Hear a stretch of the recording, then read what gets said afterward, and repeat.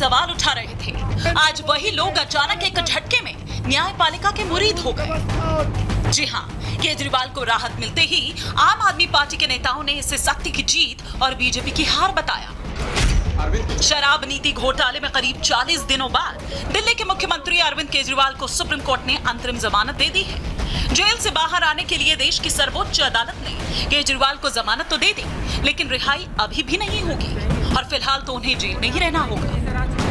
दिल्ली के मुख्यमंत्री और पूरी आम आदमी पार्टी केजरीवाल की रिहाई को लेकर आश्वस्त थे।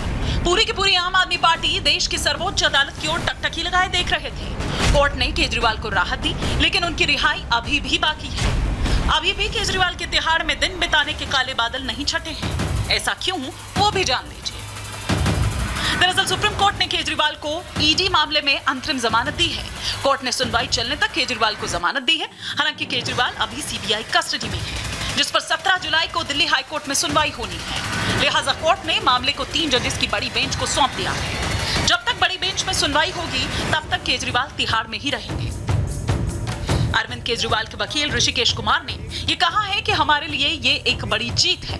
अब मामला बड़ी बेंच को सौंपा गया है। केजरीवाल को आज जमानत मिल गई। हालांकि केजरीवाल जेल में रहेंगे, क्योंकि वो वर्तमान में आबकारी नीति मामले में सीबीआई मामले में हिरासत में है।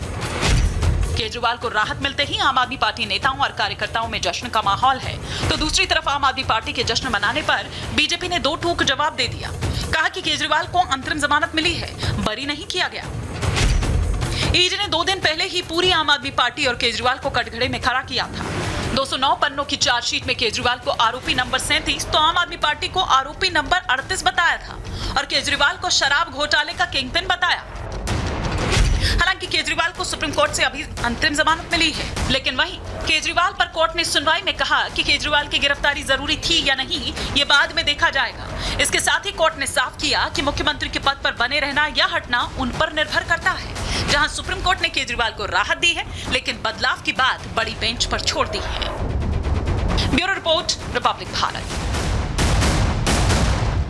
तो राहत तो दी है, लेकिन बड़ी बेंच पर छोड़ दी है बदलाव की बात। अब कितना बदलाव, क्या कुछ बदलाव संभव है, हो सकता है? अखिलेश जी से समझने की कोशिश करते हैं। हमारे वरिष्ठ सहयोगी लगातार इस खबर पर बने हुए हैं हमारे साथ। अखिलेश जी, ये ठीक है कि राहत दे दी है, कड़ी टिप्पणी भी सुप्रीम कोर्ट द्वारा की गई है, लेकिन बदलाव की बात बड़ी बेंच पर छोड़ दी है। कितनी संभावना, क्या बदलाव हो सकता है, क्या मतलब, कुछ आपसे थोड़ा ये समझना चाहेंगे बड़ी बेंच को लेकर।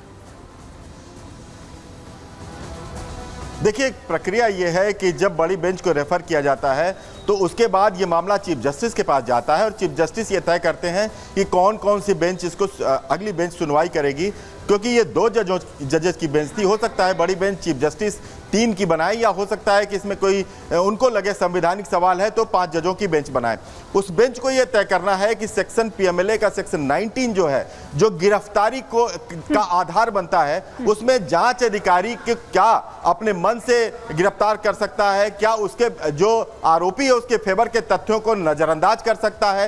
ये कई शर्तें हैं जिसको वो तय करना है। उस दौरान आज के फैसले में कहा गया है कि अगर वो बड़ी बेंच चाहे तो इनके अंतरिम जमानत की अवधि को घटा सकती है या बढ़ा सकती है। लेकिन इसमें भी कई शर्तें हैं जो बार बार आम आदमी पार्टी कह रही है कि अगर सीबीआई मामले में जमानत मिल जाती है तो बाहर आ जाते हैं। सीबीआई मामले में अगर जमानत मिल जाती है और हाईकोर्ट में ही जो पीएमएलए के सेक्शन 45 के तहत जमानत रेगुलर बेल की मामले की सुनवाई हो रही है, उसमें अगर सुनवाई टल जाती है तब तो हो सकता है कि वो बाहर आ जाए। लेकिन सीबीआई में जमानत मिल जाती है और पीएमएलए के मामले में जमानत नहीं मिलती है, तो सुप्रीम कोर्ट के फैसले के अंतरिम जमानत के आदेश के बावजूद भी केजरीवाल जेल से बाहर नहीं आएंगे। तो इसमें किंतु परंतु बहुत है। लेकिन मैं ये बार बार कह रहा हूं कि इस फैसले से सिर्फ राहत ही नहीं, एक बड़ी उम्मीद जगी है केजरीवाल के वकीलों की टीम में कि उनका मोरल बढ़ा है और उनको ये उम्मीद है कि जो सुप्रीम कोर्ट ने सवाल उठाए हैं, इन सवालों को हम अगर हाईकोर्ट के सामने रखेंगे तो हो सकता है कि हाईकोर्ट भी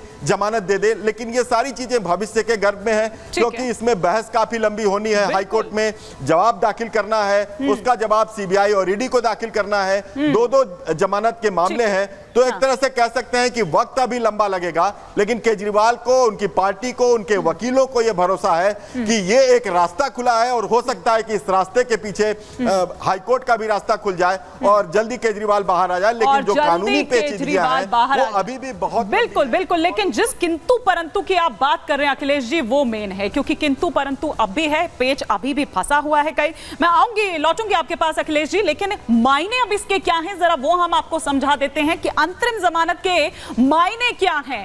ये ग्राफिक्स के जरिए हम आपको बता रहे हैं कि मायना पहला अगर ये कि केजरीवाल का पक्ष मजबूत है अब इससे, क्योंकि अंतरिम जमानत जब मिल गई है, और जैसा कि थोड़ी देर पहले अखिलेश जी हमारे वरिष्ठ सहयोगी कह रहे थे कि मोराल हाई हुआ है केजरीवाल का, आम आदमी पार्टी का, और साथ ही साथ उनके वकीलों का भी। दूसरा ये कि जेल से निकलने के आसार बढ़ गए हैं। वही बात जो अखिलेश जी यहां पर कह रहे थे कि अब इससे उम्मीद यहां पर बढ़ी है कि भैया यहां पर जब मिल गई है राहत, तो उन्हीं तमाम बातों को वो वहां हाई कोर्ट में रखेंगे और उसके जरिए कहीं ना कहीं एक रास्ता खुलेगा।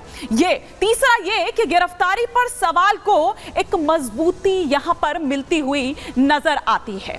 तो और इसके अलावा अगर हम आगे बढ़ें तो ईडी को पक्के सबूत लाने होंगे, ये भी बात यहां पर कही गई है।